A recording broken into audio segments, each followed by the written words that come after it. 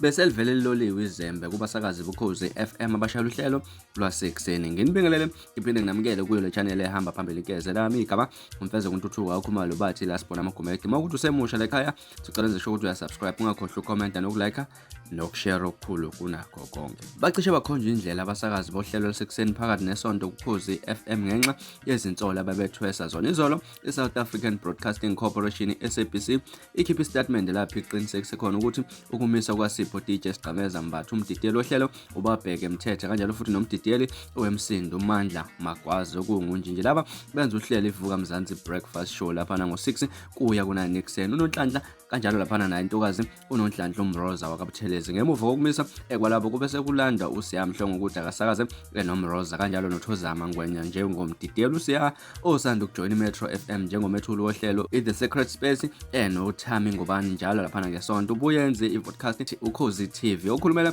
iSABC uGugu Ntuli uqinisekisile ukumisa kwalabo bathathu kodwa bangadalula amagama abo. Uthe ukumisa kwabo kulandela uphenyo lwangaphakathi. Abaphathi ngeke bakhulume ngalolu daba ngoba luthinta ubudlelwano bomsebenzi kanjalo futhi nenkampani elawula lapha imithetho yenhlangano. Kusho uGugu akacacisanga ukuthi laba bamiselweni futhi bazobuya nomthombo wezindaba lapha. Uthe laba babhekene nezitolo zokufaka ingoma engagunyaziwe ukudlala emoyeni bayisusa kwiselula nokuyinto ebadonsela amanzi ngomsele ngoba ayivumelekile. Lokhu kuthiwa kwenzeke ngaphambi kwezinguquko ngoApril kuthintwa lapha ngemuva kophenyo iSABC ibalahle ngecala lapha. Bacela ukuthi ebenza izethulo zokuthi kungani izinkontileka zabo kumele zinganqanyulwa nokuyinto okuthiwa yenzeke emasontweni amabili adlula. Ngemuva kokuthi iSABC izamukele izethulo ibisikhetha ukubamisa amasonto amane emoyeni njengendlela yokubajezisa kodwa badonse ngendlela ukuthi bangaphinde baphula imithetho ngoba bazothathela izinyathelo ezinqala. Umthombo uthe bazobuyela emsebenzini ngoJuni mhla zingu20 lapha. Nomunye umthombo uthe laba akubona kuphela abamisiwe kepha noSibubu Buthelezi